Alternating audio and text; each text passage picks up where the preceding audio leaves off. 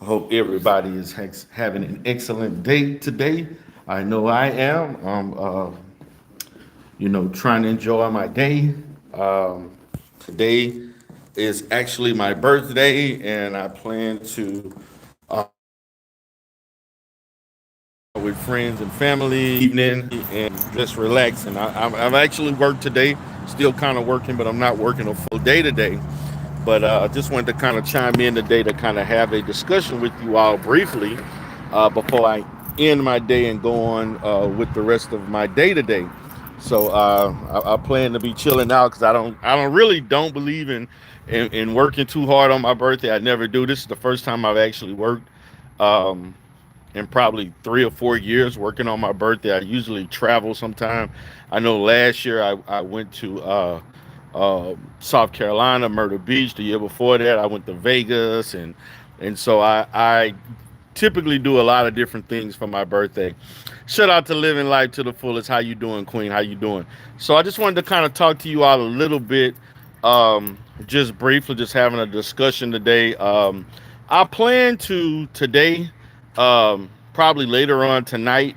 Um, I will be just enjoying the rest of my day today, and then I may decide to create a little content, maybe a couple of videos here and there, maybe later on tonight to post for the week for tomorrow and maybe Thursday. I haven't been posting a lot of uploads lately. I have went live and had other different discussions that I would think would draw people in, particularly when you're going vertical. So I want to talk about: do you have a safe space? What is your safe space? Safe spaces, as it involves how it affects your mental health. A safe space that provides refuge for you, that provides a place for you to relax, a place that can minimize your any type of anxiety or depression related, stress related symptoms that you may present at a certain time.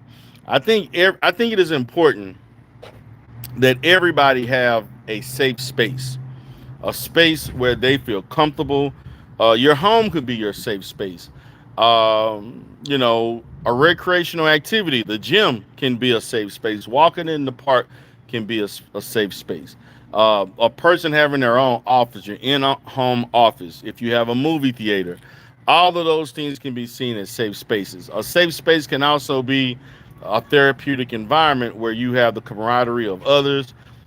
Some people can see a church as being a safe space. Talking to certain people one on one that you trust, that you confide in, and have your confidence. Those are also, uh, you know, situations that can be deemed a safe space. And so I encourage my clients to create safe spaces, to create safe environments, to create situations in which they can be themselves, where they can communicate effectively, where they don't have to worry about being judged or being triggered, angered, anything that has a negative effect. Um, you know, I encourage people to identify um, environments like this that can benefit them as far as that mental health and coping on a day-to-day basis. We have to understand that life can present all types of challenges. It can present all types of situations that you could be and may not be prepared for. Okay, you may not be prepared for some. You could be some. It can throw you off your game. Um, and so I'm going to be honest, and I'm going to ask the chat that this question and those who are listening. There are people who consider social media as a safe space. There are people who consider YouTube a safe space. Okay, and who am I to say what is or is not a safe space? It all depends on what type of environment you are involved in, because there are places. in spaces in YouTube that I would never uh, recommend or view as a safe space. Okay, um, and there are places that I think are beneficial and positive that I would say, yeah, that seems like a positive environment. These are positive people to interact with. Um, but whether it's a safe space or not on social media, there are common risks. Okay. Shout out to Living Life to the Fullest. Shout out to Mr. George Beard. Say God loves you. Shout out to Brooks Black. Said, what's up, man? My name is Barry McConnicker. Okay, I don't know. McConnicker. Or whatever. McCockiner, I guess. I don't know how to pronounce that last name. Okay. So social media, in my opinion, overall, does not provide a lot of safe spaces. Although there are safe spaces that do exist, there are plenty of discussion groups, there are chats, discords. There are people who do unlisted live streams, private live streams. They have people who do um, Patreon type videos where you can discuss certain things and be in certain environments, support one another. There are certain sectors that talk about issues related to whatever their interests are. And some of these interests can be seen as fringe or taboo. Some can be seen in a certain way. And it can provide a safe space as it involves you having commonality, having camaraderie, having, you know, common interests with those who share your perspective. Okay, so that's how I look at that. Shout out to Must Be Trini Gal. How are you doing? What's up, Mahogany? How you been doing? Shout out to Mahogany. I've been watching you in the clouds. I do like your the content you've been putting out, Mahogany. I do like it a lot. How you doing, Josephine, the chat activist? And let's see, Jeremy G. You say, how do you know Adam from Adam and Eve wasn't a black guy? Okay, I don't know what you're getting from that, but okay. Okay, so I've had clients who have discussed with me whether or not they should be in certain environments on social media. I just recently had a client yesterday. I had a therapy session. Not yesterday, but I had a therapy session with a client recently. Okay, and this client talked about how TikTok was seen as a safe space, and so much that my client was so involved with what this TikToker was saying that they wanted to practice some of the self-care activities that the content creator stated because they particularly suffer from the same mental illness. Now, I had to keep. I told my client that number one, we don't know whether or not this person really has this illness or not. We don't know if they're doing what's called self-diagnosing. But if they are not, regardless of that, um, the person is not a mental health professional, not a medical professional. So you want to, and I appreciated her for bringing this up in the session to get my opinion of practicing a certain, uh, I would say, dietary or supplemental, uh, activity, which I did not have a lot of research on, but I encouraged her to seek her doctor or seek her psychiatrist. And unfortunately, there are people, but she saw TikTok as a safe space, but at the same time, she was not happy that that I kind of brought the light that there's also a lot of miseducation from people who are not practitioners or clinicians who give out advice and give out strategies that may not be in the best interest of people who think if it works for me, it should work for you. And that's not always the case. That is just not always the case. But she basically seen, she liked TikTok a lot, and TikTok to her was like a safe space. It she liked the musical aspects of people dancing and the music and stuff. She liked a lot of the testimonials and monologues that people would do on, engage in on TikTok. They were short form videos, and some of them were long form, but a lot of them were short videos. And she enjoyed this one particular TikTok content creator that had tons and tons of videos on how to cope with an illness that TikToker claimed that she was diagnosed with, which was the same as the client that I'm treating. And so I kind of thought about that, and I thought about, are all of these places that you deem a safe space, are they truly beneficial? Are they truly safe? Is it really benefiting you, or is it more entertainment over therapeutic value?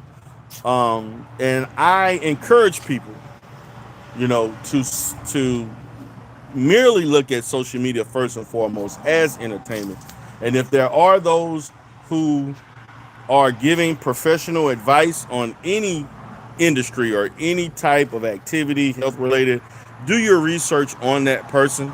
And if that person does not have legitimate credentials, training, background, experience, I would encourage you to treat it just like you would if you were seeking a doctor in real life, a psychologist in real life, counselor, if you were visiting to choosing a church home, if you were choosing a family doctor, choosing, whatever services, lawn services. You do your background, you do your research on things that are important to you. You just don't just blindly listen to whomever. Okay. Just like myself, I have talked about being a licensed clinician on YouTube for now 8 years. And I was very transparent. Okay. And I was very, very transparent. And I gave information out so that people could look me up. Now, unfortunately, the information that I gave people had gotten to the hands of people who tried to use that against me in order to harm me because they didn't like, some of my uh, opinions about people or certain issues. Unfortunately, and so being naive and green to YouTube, I had no idea of the risk. I just was thinking, I didn't think that people would care enough to want to go out their way to do things to harm people that they don't know just because they don't like what they're saying. But as I have grown to be acclimated to this YouTube environment and sectors, there are people who make it that their life work to try to harm people that they don't like or they despise. And so you have to be careful with that, particularly when you are a person who is operating under the governing body of a professional organization or licensing board. So there are people who enjoy YouTube, and when they can't cope or deal with life issues, they watch videos. Okay? I talked about retail therapy. There are people who utilize Amazon and Target and Walmart, Temu, eBay, and other different retail businesses as a form of a safe space, taking their mind away from things. They're just shopping, buying things that they could or could not afford. And they just love that whole interaction of reading and looking at different items and wanting things and purchasing them. Okay. And that is seen as a safe space. Okay. So that is kind of, how people view that. But as a clinician, I usually recommend that people utilize safe spaces that are more controlled in their real life as opposed to an app, as opposed to something online. I will continue to do that as a content creator. There's just so many outside influences and negative things and people from all over the place that, you know, they get off on seeing the demise of other people. And unfortunately, a lot of these spaces provide more negative than positive. And so you have to be careful in choosing that. So, but I do think for anybody that's in the chat right now that it is um, a good thing to have a safe space for yourself. I know for myself, my safe space is my home environment. My safe space is being in my office.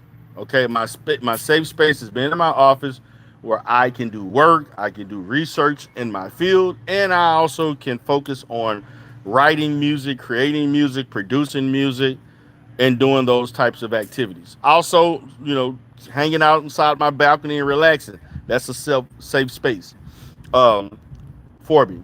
At one time when I was younger, playing basketball. I used to enjoy playing basketball a lot as a young adult, as a teenager, young adult. Playing sports was a safe space for me in my younger years. Playing basketball, exercising, walk in the park, things that were more physical. Well, to me, that was my safe space. That was my place that I enjoyed. Take my mind away from things, kind of relax. Um, as I became a father and going into fatherhood and being married, doing activities with my kids was my safe space. Like I really enjoyed um, when my kids were younger in the early 2000s and so on, taking my kids to places like Chuck E. Cheese and other little pizza places and things that they enjoyed, taking them to the park, enjoying just watching my children play and engaging in other activities. That was something that was a safe, just being with my kids, doing activities with my kids. That was a safe space for me. Okay. And so as they got older and they wanted to do less things and do more things on their own, then would create new things for me to do. Kids don't stay young forever. They eventually grow up, and at this point, all my children are adults now, so they're all grown. So, um, but yeah, those are safe spaces. I enjoy uh, having those safe spaces. You know, communicating with people that are close to you. Those can be safe spaces. For a lot of people, talking to a Catholic priest, confessing, that's a safe space. Talking to your pastor, talking to a religious figure, that's a safe space. Talking to a mentor, okay? Talking to your parents, your wife, your spouse, uh, anyone that you deem of value, that you look up to, that you value that interaction, can be seen as positive to you, and it's safe, and there's nothing wrong with having that. But not all safe spaces are created equal. Not all safe spaces to me are truly safe. Like I've stated before earlier, that I don't recommend. I would not recommend to anyone to use social media as a safe space, although there are people who choose to do it. It's not that I don't recommend it, but I'm not looking down on it. However, particularly when I deal with certain clients who've had issues, and I've had clients who have had ongoing issues as it relates to their mental health that was triggered, that was triggered by social media. And so my thoughts on that was to discontinue being in those type of spaces. Okay. Shout out to Tundra. Tundra said, I saw a video today about a pastor being angry. A lady donated $1,200 instead of $2,000. That is unfortunate, but that is a reality where there's a lot of greed going on within that institution. So with that being said, guys, I didn't want to stay on too long. I just wanted to kind of chat with you all a little bit as I go about my day. I'm pretty much winding down. I got a few other things to take care of, and I plan to enjoy my birthday, enjoy this day and relax and be stress-free. That's my goal for today. At this point in my life, I just look at just, just doing things that I enjoy at this point, you know. So guys, I appreciate you all for being here. This is D Durrell with D Durrell Life Solutions. You all have a great day.